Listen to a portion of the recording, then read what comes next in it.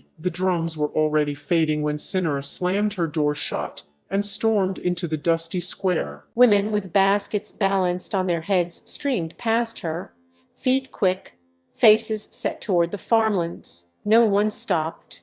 No one greeted her. "Move," a woman muttered, pulling her daughter aside as Zinara passed. Zinara laughed sharply. "As if I would touch your mud today." A few men snickered, others shook their heads. An old voice spat behind her, "Mirror girl, beauty that cannot bend." Zinara spun. "Say it again." The old man didn't stop walking. "The soil feeds those who respect it." She stood alone as the last drumbeat died. Nambara emptied, huts closing like eyes. Planting season had swallowed the village, and Zinara was left with silence and her reflection in every polished calabash. She liked it, that waiter, so she told herself. Back in her hut, she braided her hair slowly, humming. Outside, flies buzzed over abandoned courtyards. By midday, boredom gnawed. She stepped out again, walking the paths where laughter used to be. At the stream, she saw her own face ripple in the water. "They hate me because I refuse to suffer," she said to her reflection. "One day they will bid me to sit among them." But the stream answered with nothing. That evening hunger crept in. No neighbor sent food. No child lingered.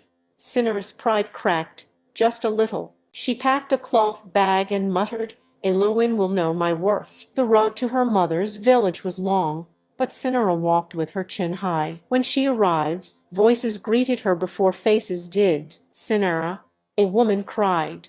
Arms wrapped her. Laughter burst around her like fire. Children ran past holding papers. Papers. Zinara paused. "Why are they carrying leaves?" she asked. Her cousin Maria smiled. "Those are books." Books. The word felt heavy. That night, Zinara watched Maria read aloud by the fire. Letters danced from the page into sound, and everyone listened, spellbound. Zinara felt heat rise in her chest. "Do you all do this?" she asked. Maria nodded. "Knowledge keeps us warm." Zinara swallowed. Later, when the fire dimmed, she pulled Maria aside. "Teach me." Maria studied her. "It takes patience." "I have that," Zinara lied. Lessons began. Zinara's patience didn't. She tapped her foot, frowned at letters. "This is useless," she snapped. Maria said gently, "Understanding takes time." Zinara leaned close. "I don't need time. I need admiration.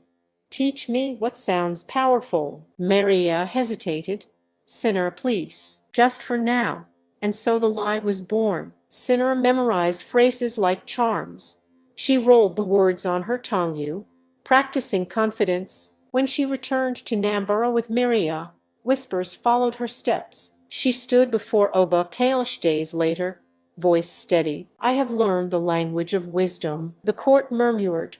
She read, recited smooth and flawless. Yasks filled the hall. Oba Kailash leaned forward. "Nambara has hidden treasure." Zinara smiled. Behind the walls, Maria closed a book and waited. Zinara's days transformed overnight. Servants bowed. Gifts arrived.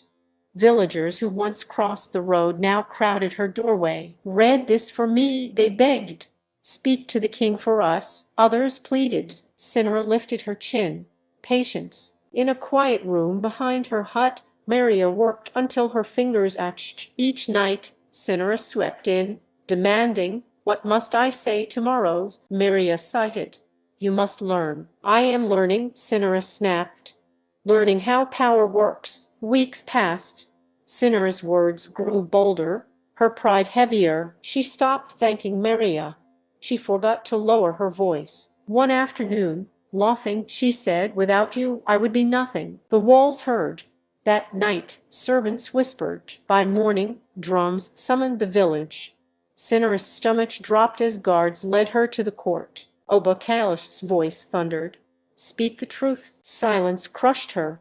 Tears burned. "I cannot read," Zinara whispered. "I only borrowed wisdom." Cries erupted. Maria stood pale beside her. Oba Kailash closed his eyes. 7 days. Stone walls replaced praise. In the quiet, Zinara wept until her pride dissolved. Miria visited once. I wanted to matter, Zinara said. You always did, Miria replied. Just not like this. On the seventh day, Oba Kalash returned. You will go to the city. You will learn for real. Years passed. When Zinara returned, she carried books and humility. She taught children under the same tree where she once mocked work. Nambara listened. At the celebration, Oba Kalash raised his staff, guide of the people. Zinara bowed, tears bright. She faced the crowd and spoke softly. If this story moved you, she said, walk with us, stay, listen, and share this journey. The village clapped, not for beauty, not for lies, but for truth earned.